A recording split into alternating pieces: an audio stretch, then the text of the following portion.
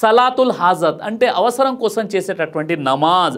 ఎవరికైనా ఏదైనా ఒక అవసరం ఏర్పడినప్పుడు వారు వజూ చేసుకొని 2 రకాతుల నమాజ్ చదువుకొని ఆ తర్వాత దువా చేసుకుంటూ ఉంటారు.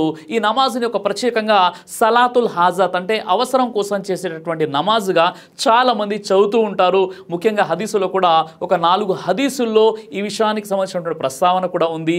అయితే ఈ హదీసుల యొక్క ప్రామాణికత ఎంతవరకు వాస్తవం అన్న విషయాన్ని కూడా ఇప్పుడు మనం చర్చించుకుందాం. అబ్దుల్లా ఇబ్నే అబీ అఫ్వా అల్ అస్లమీ రదియల్లాహు వారి ఉల్లేఖనం ప్రకారంగా ప్రవక్త ముహమ్మద్ సల్లల్లాహు అలైహి వసల్లం వారు ఒకరోజు మా వద్దకు వచ్చి ఆయన ఇలా అన్నారు, మీలో ఎవరికైనా అల్లాహతో కానీ అల్లాహ్ యొక్క దాసులతో కానీ ఏదైనా ఒక అవసరం ఏర్పడినట్లయితే మీరు వజూ చేసుకొని 2 రకాతుల నమాజ్ చదివి ఆ తర్వాత ప్రత్యేకమైనటువంటి ఈ దువా చదివి ఆ తర్వాత మీ అవసరాన్ని గనక మీరు విన్నవించుకున్నట్లయితే తప్పనిసరిగా ఆ యొక్క అవసరం తీరుతుంది, అల్లాహ్ ఆ యొక్క అవసరాన్ని తీర్చుతాడు అని ప్రవక్త ముహమ్మద్ సల్లల్లాహు అలైహి వసల్లం వారు తెలియజేశారు అని ఈ హదీస్ ఏదైతే ఉందో ఇది ఇబ్నే మాజాలో ఉన్నటువంటి హదీస్. ఇది ضعీఫ్ హదీస్ అంటే బలహీనమైనటువంటి హదీస్. ఈ హదీస్ని ఆధారంగా చేసుకొని చాలామంది మన సమాజంలో సలాతుల్ హాజత్ని చదువుతూ ఉంటారు. అంటే అవసరాల కోసం చదివేటటువంటి నమాజ్. ఎవరికైనా ఏదైనా ఒక అవసరం ఉన్నప్పుడు వారు వజూ చేసుకొని 2 రకాతుల నమాజ్ చదివి ఆ తర్వాత ఒక దువా చదివి ఆ తర్వాత తమ అవసరాన్ని అల్లాహతో విన్నవించుకుంటారు. ఇక తప్పనిసరిగా అల్లాహ్ మన అవసరాన్ని తీర్చుతాడు అని ఈ విధంగా భావిస్తూ ఉంటారు.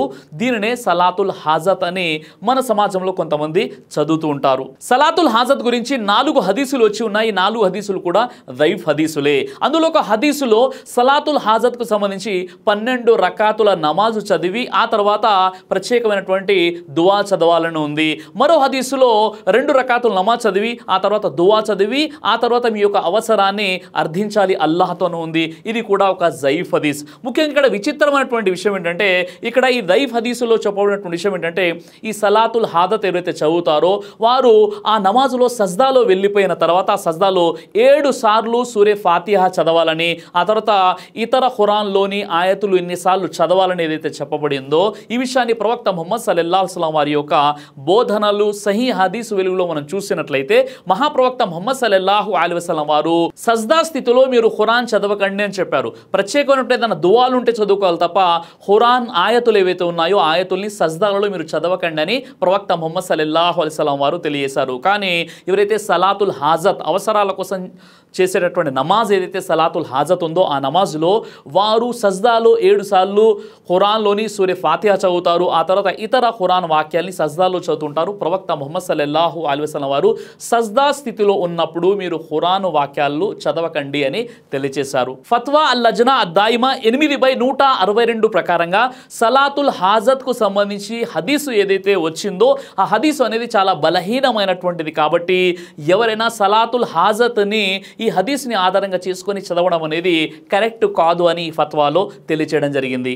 ఇబ్నే మాజాలోని సలాతుల్ హాజత్కి సంబంధించినటువంటి ఏదైతే హదీసు ప్రస్తావన వచ్చిందో ఈ హదీసు అనేది చాలా బలహీనమైనటువంటిది, వెరీ వీక్ అని చెప్పారు అల్బానీ గారు. ముహద్దిస్ అల్ హాకిమ్ గారు ఈ హదీస్ని మౌదు అంటే కల్పితమైనటువంటి హదీస్, ఇది సరైనటువంటి హదీసు కాదు, ఏదైతే సలాతుల్ హాజత్కి సంబంధించి హదీసులో వచ్చిందో ఇది మౌదు అంటే కల్పితమైనటువంటిదని తెలియజేశారు. షేక్ బిన్ బాజ్ రహీమహుల్లా వారు చెప్పిన విషయం ఏంటంటే సలాతుల్ హాజత్ అంటే అవసరాల కోసం చేసేటటువంటి ప్రత్యేకమైనటువంటి నమాజు పేరుతో ఎవరైతే 2 రకాతులు లేదా 11, 12 రకాతులు నమాజ్ చదువుతున్నారో వీటికి సహీ హదీసుల నుండి ఎలాంటి ఆధారాలు లేవు. కాబట్టి బలహీనమైనటువంటి ఆధారాన్ని వారు ప్రామాణికంగా చేసుకొని సలాతుల్ హాజత్ చదవడం సరైనటువంటి విషయం కాదని షేక్ బిన్ బాజ్ రహీమహుల్లా వారు తెలియజేశారు.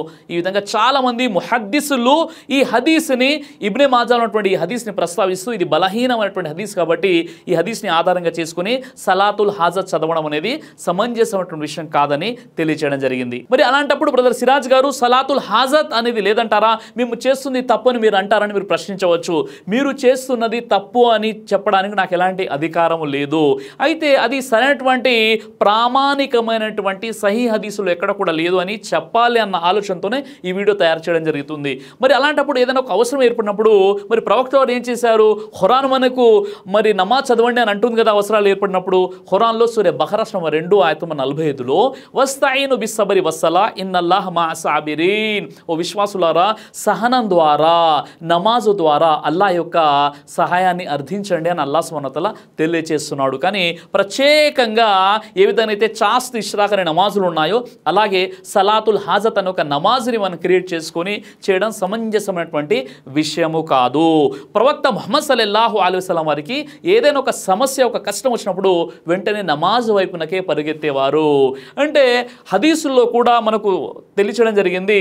సహబా రదియల్లాహు అజ్మాయిన్ కూడా నఫీల్ నమాజులు ఎక్కువగా చదివారు. ఏదైనా కష్టాలు ఉన్నప్పుడు, ఏదైనా బాధలు ఉన్నప్పుడు వారు నఫీల్ నమాజులు చేసేవారు. అదేవిధంగా దువాలు కూడా చేసుకునేవారు. కానీ ప్రత్యేకంగా సలాతుల్ హాజత్ అని చెప్పేసి ఒక ప్రత్యేకమైన దువా, లేదా సజ్దాలు వెళ్ళినప్పుడు 7 సార్లు సూర్య ఫాతిహా చదవడం, ఖురాన్లోని ఇతర వాక్యాలు చదవడం, ఈ విధంగా ప్రవక్త వారి సున్నతికి వ్యతిరేకంగా ఎప్పుడు కూడా సహబా రదియల్లాహు అజ్మాయిన్ చెయ్యలేదు. ఈ విషయాన్ని మనం తెలుసుకోవాలి. ఎవరికైనా ఏదైనా ఒక కష్టం వచ్చినప్పుడు అతడు వజూ చేసుకొని 2 రకాతులు నమాజ్ చేసుకొని అతడు దువా చేసుకోవడంలో ఎలాంటి దోషం లేదు. దీనికి అనుమతి ఉంది కూడా. ప్రవక్త ముహమ్మద్ సల్లల్లాహు అలైహి వసల్లం వారికి ఏదైనా కష్టం వచ్చినప్పుడు కూడా ఆయన 2 రకాతులు నమాజ్ చదువుకునేవారు. కానీ ప్రత్యేకమైనటువంటి ఒక సలాతుల్ హాజత్ అన్న ఒక పేరు మాత్రం దానికి ఇవ్వలేదు.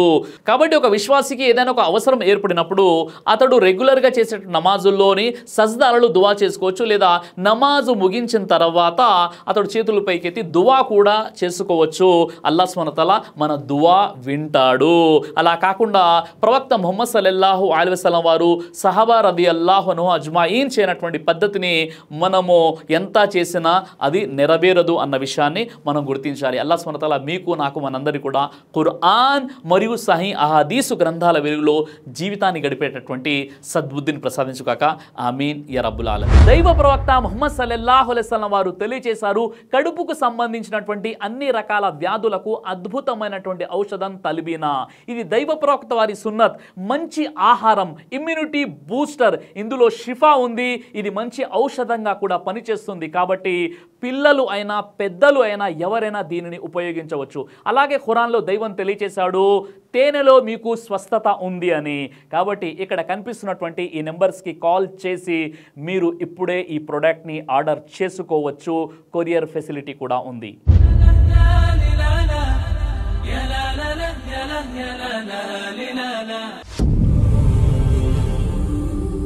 బ్రదర్ సిరాజ్ అని యూట్యూబ్ ఛానల్ని మీరు సబ్స్క్రైబ్ చేసినట్లయితే ఇన్షాల్లా దేవచిత్తం అయితే మీకు వీడియోస్ వస్తుంటాయి. అదేవిధంగా బ్రదర్ సిరాజ్ అనేటటువంటి ఫేస్బుక్ని కూడా లైక్ చేయడం వల్ల మీకు వీడియోస్ వస్తుంటాయి.